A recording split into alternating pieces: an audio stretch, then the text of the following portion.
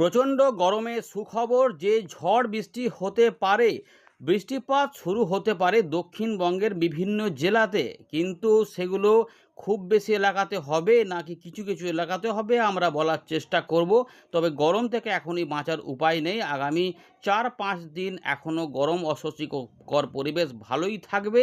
আমরা আরও এই বিষয়ে জানাবো। তবে এই মুহূর্তের বড় আপডেট আমরা দেখতে পাচ্ছি যে বঙ্গোপসাগরে বাংলাদেশে ঘূর্ণিঝড়ের আশঙ্কা যদি হয়, তাহলে এই ঘূর্ণিঝড় অর্ণব, যেটির নাম দেওয়া হয়েছে বাংলাদেশ থেকে, সেটি বাংলাদেশে গিয়ে আঘাত হেনে দিতে পারে।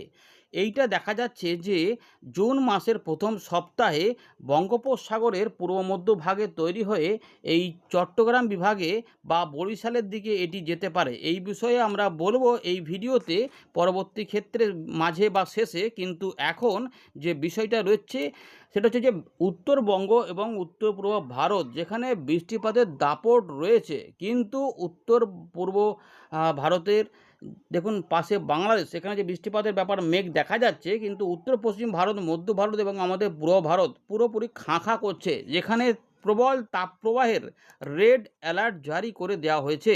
এই গরম সোমবার মঙ্গলবারের মধ্যে আরও ভয়ানক অবস্থায় যাবে। এরই মধ্যে বিক্ষিপ্তভাবে বৃষ্টিপাতের আশা জাগছে গাঙ্গেয় পশ্চিমবঙ্গে।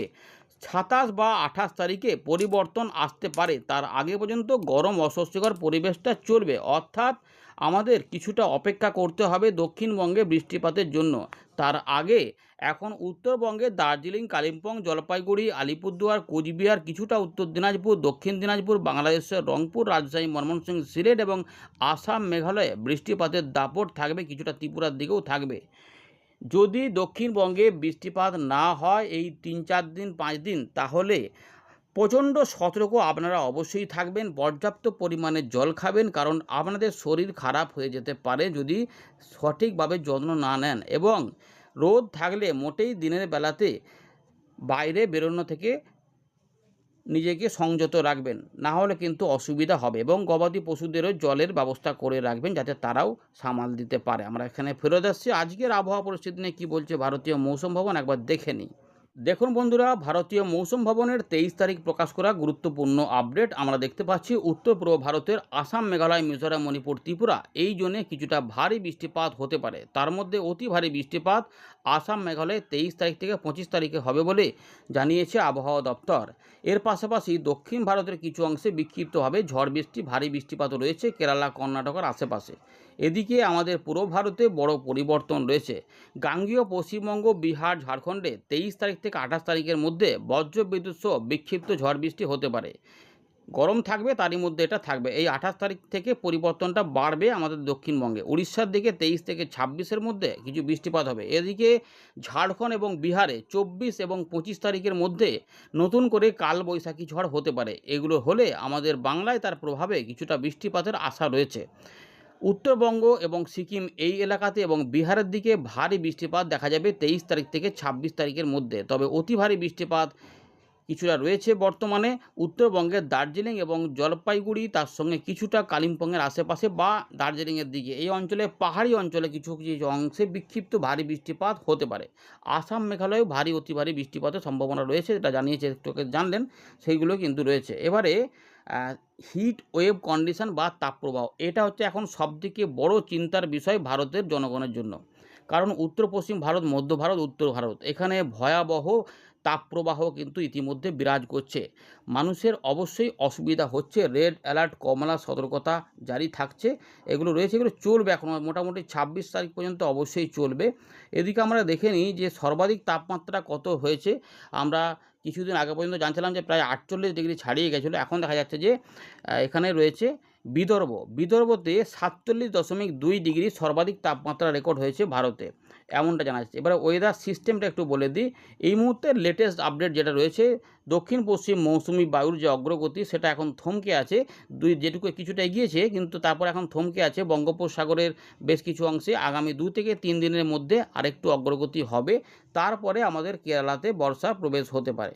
এদিকে নতুন কিছু ঘূর্ণাবর্ত তৈরি হয়েছে দক্ষিণ বিহার এবং সংলগ্ন এলাকাতে, এবং একটি উত্তর দক্ষিণ অক্ষরেখা তৈরি হয়েছে এই দক্ষিণ পশ্চিম বিহার থেকে একদম উত্তর অন্ধ্রপ্রদেশের উপকূল পর্যন্ত, যেটি ঝাড়খণ্ড, উত্তর ছত্তিশগড় এবং উড়িষ্যার ভেতর দিয়ে বিস্তৃত রয়েছে। আসামের মধ্যভাগে আরেকটি ঘূর্ণাবর্ত কাজ করছে।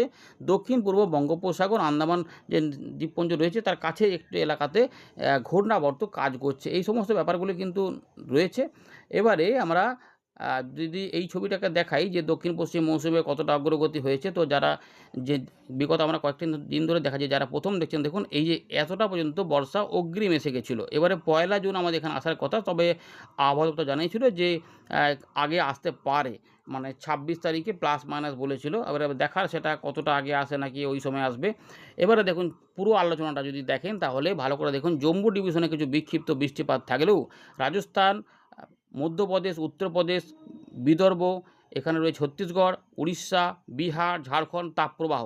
দক্ষিণবঙ্গের বিশেষ করে পুরুলিয়া, বাঁকুড়া, ঝাড়গ্রাম, পাশাপাশি পশ্চিম বর্ধমান, বীরভূম এবং পশ্চিম মেদিনীপুর এই অংশে ভ্যাপসা গরমের পাশাপাশি অস্বস্তিকর গরম থাকবে বেশি। ভ্যাপসা গরমটা বেশি থাকবে, তবে গোটা দক্ষিণবঙ্গেই ভ্যাপসা গরমটা ভালোই বজায় থাকবে, ঘাম হবে। এই পরিস্থিতি কিন্তু আরও চরম আকার থাকবে মোটামুটি বুধবার পর্যন্ত। বুধবারের পর থেকে অল্প স্বল্প পরিবর্তন থাকবে, তবে উত্তর পূর্ব ভারতে বৃষ্টিপাত রয়েছে, ভারী অতি ভারী বৃষ্টিপাত। দেখুন এই যে এরকম রেড অ্যালার্ট এই জায়গাগুলোতে, শুধু তাপপ্রবাহ খাঁ করছে একদম। আর এই দিকে জলীয় বাষ্প প্রচুর পরিমাণে যাওয়ার জন্য বৃষ্টিপাতের সম্ভাবনা রয়েছে। আমরা ফেরত চলে এলাম উইন্ডির লাইভ স্ক্রিনে। একবার আমরা পুরো চিত্রটা দেখিয়ে দিচ্ছি আপনাদের, দেখুন ভালো করে। আরব সাগর, বঙ্গোপসাগর মোটামুটি মেঘলা মেঘলা রয়েছে।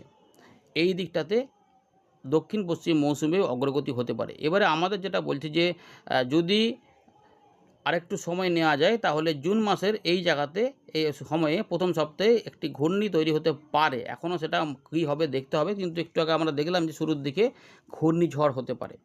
দক্ষিণ ভারতে মেঘলা মেঘলা আকাশ, উত্তর পশ্চিম ভারত, মধ্য ভারত, পূর্ব ভারতে পুরোপুরি ফাঁকা।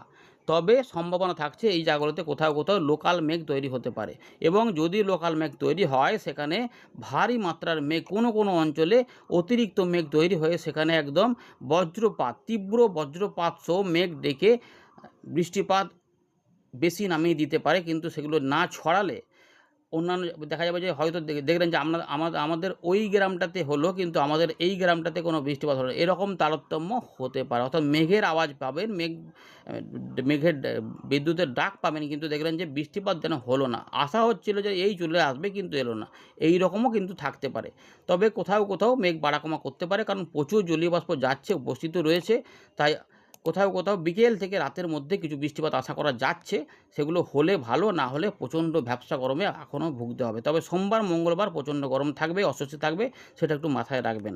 এর পাশাপাশি আমরা যেটা বলবো, উত্তরবঙ্গ, উত্তর পূর্ব ভারতের যে মেঘলা আকাশ সেগুলো কিন্তু ইতিমধ্যে শুরু হয়েছে। সেখানে প্রাক বর্ষার বৃষ্টিপাত চলছে, এবং সেখানে বজ্র বিদ্যুৎ সহ বৃষ্টিপাত বিকেল, সন্ধে, রাত এই সমস্ত জায়গাতে চলছে। এই জায়গাগুলোতে বৃষ্টিপাতের ব্যাপারগুলো কিন্তু রয়েছে। যারা যারা পাচ্ছেন অবশ্যই জানাবেন। এবং ওই জায়গাতে এই তাপের ব্যাপার নেই, ওনারা ঠিকই আছেন। কিন্তু এবারে আমরা যেটা দেখব, বৃষ্টিপাত আগামী কয়েকদিনে কীভাবে আসবে, এবং আরেকবার ঘূর্ণিঝড়টা নিয়ে আমরা আলোচনা করব শেষের দিকটাতে।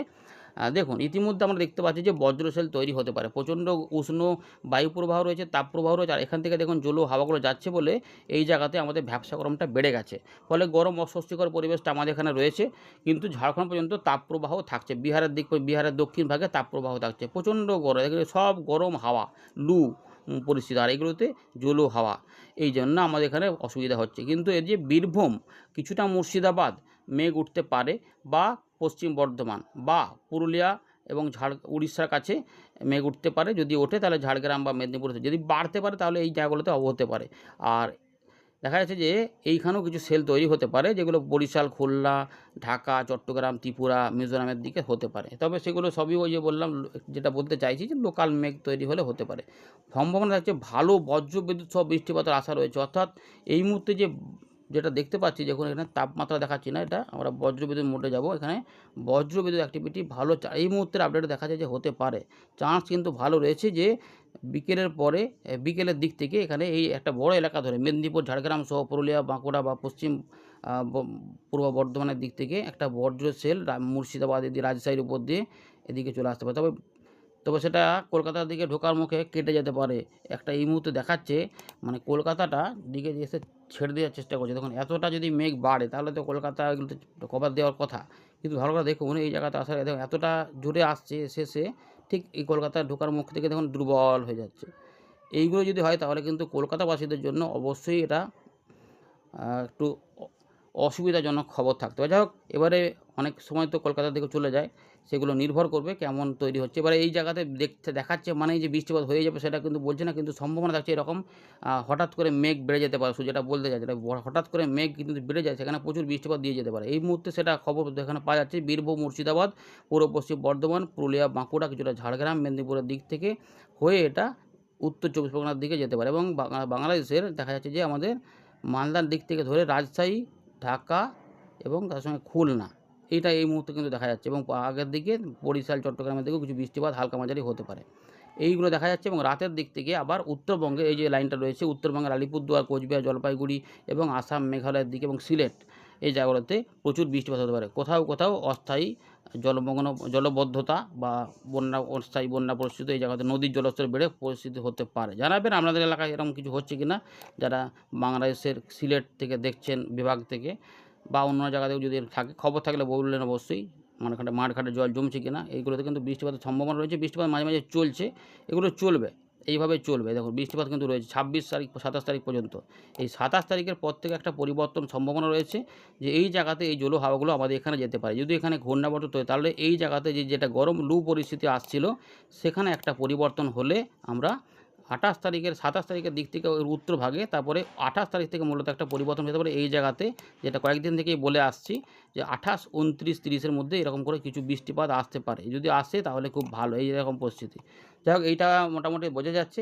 এবারে মাসের শেষের দিকে ঘূর্ণিঝড়ের পরিবেশ যদি হয় সেটা আমরা দেখাবো। দেখুন এই যে বাংলাদেশে দেখা যাচ্ছে প্রচুর বৃষ্টিপাত, এই যে ঘূর্ণিঝড়ের মতো পরিস্থিতি 23 বা কাছাকাছি সময়। এই মুহূর্তে একটা বড় খবর পাওয়া যাচ্ছে যে বঙ্গোপসাগরে দেখুন দক্ষিণ পশ্চিম মৌসুমি বায়ু তো থাকছেই, কিন্তু তারই মধ্যে এই খবরটা আমরা দেখতে পাচ্ছি এখানে পরিষ্কারভাবে, যে এই যে 3 তারিখের দিকে, জুন মাসের 3 তারিখের দিকে দেখুন এখানে একটা 2 বা 3-এর মধ্যে পূর্ব মধ্য বঙ্গোপসাগর সংলগ্ন এলাকাতে একটি ঘূর্ণাবর্ত শক্তি বাড়াতে বাড়াতে গভীর এবং অতি গভীর নিম্নচাপে পরিণত হওয়ার পরে হঠাৎ করে উপকূল কাছাকাছি এসে শক্তি বাড়িয়ে ফেলতে পারে এবং এটা কিন্তু ঘূর্ণিঝড়ের ইঙ্গিত পাওয়া যাচ্ছে। এই মুহূর্তে যে খবরটা পাওয়া যাচ্ছে পরিষ্কার করে দেখুন, এখানে গতিবেগ যদি মাপা যায় মহেশখালীর কাছাকাছি দেখা যাচ্ছে 116-17 কিলোমিটার গতিবেগে বা 119ও পাওয়া যাচ্ছে এখানে ঝোড়ো হাওয়া, দমকা ঝোড়ো হাওয়া। বুঝতে পেরেছেন তো? এগুলো কিন্তু পরিষ্কার দেখা যাচ্ছে এটা সরাসরি বাংলাদেশের ওই চট্টগ্রাম, বরিশালের কাছাকাছি ধরে এটা উপর দিকে উঠতে চাইছে, ত্রিপুরার মুখোমুখি ঝড় বৃষ্টি দেখুন উপর দিকে উঠতে চাইছে। এটা একদম সিলেট, ময়মনসিংহ পর্যন্ত উত্তর দিকে উঠতে চাইছে। তারপর ওই দিকে একটা দেখা যাচ্ছে যে 4, 5, 6-এর মধ্যে এটা হতে চাইছে, একদম বিরাট আকারে ঝড় আকারে। কিন্তু এর কোনো দেরি আছে, এটা হবে তার না। কিন্তু এই মুহূর্তের আপডেট যে ঘূর্ণিঝড়ের একটা ইঙ্গিত পাওয়া যাচ্ছে, তার গতিবেগ অনেকটাই বেশি, মোটামুটি একটা সেকেন্ড ক্যাটাগরির ঘূর্ণিঝড় হতে পারে। এর মুহূর্তে কিন্তু আমরা এটা পরিষ্কার দেখতে পাচ্ছি, এটা কিন্তু হতে পারে। বুঝতে পেরেছেন?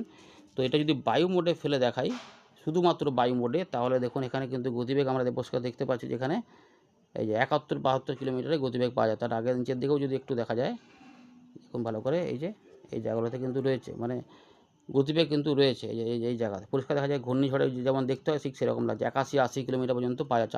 80 থেকে 90-100-র মধ্যে একটি ঘূর্ণিঝড়ের আশঙ্কা রয়েছে, যা প্রচুর বৃষ্টিপাত কিন্তু এখানে এনে দিতে পারে, প্রচুর পরিমাণে বৃষ্টিপাত এনে দিতে পারে। ভালো কথা, ভারী, অতি ভারী, প্রবল বর্ষণ মানে একদম বন্যা পরিস্থিতি তৈরি। সুতরাং বাংলাদেশে এবং আমাদের দক্ষিণবঙ্গের পূর্ব দিকেও এটা প্রভাব দেখাতে পারে। দেখুন এরকম করে পরিষ্কার দেখা যাচ্ছে যে ভালো, কিন্তু এখানে ঝড় বৃষ্টির পরিবেশ, বিরাট আকারে বৃষ্টিপাত নিয়ে এটা চলে যেতে পারে, গোটা বাংলাদেশেই এই বৃষ্টিপাতটা দিতে পারে। এরকমভাবে কিন্তু ব্যাপারটা রয়েছে, দেখুন ভালো করে পরিষ্কার দেখা যাচ্ছে, এরকম পুরো বৃষ্টিপাত নিয়ে যেতে পারে, একদম পরিষ্কার দেখা যাচ্ছে। সুতরাং এই পরিস্থিতিটা এই মুহূর্তে আমরা দেখতে পাচ্ছি যে রয়েছে, এই রয়েছে আপাতত খবর। ধন্যবাদ।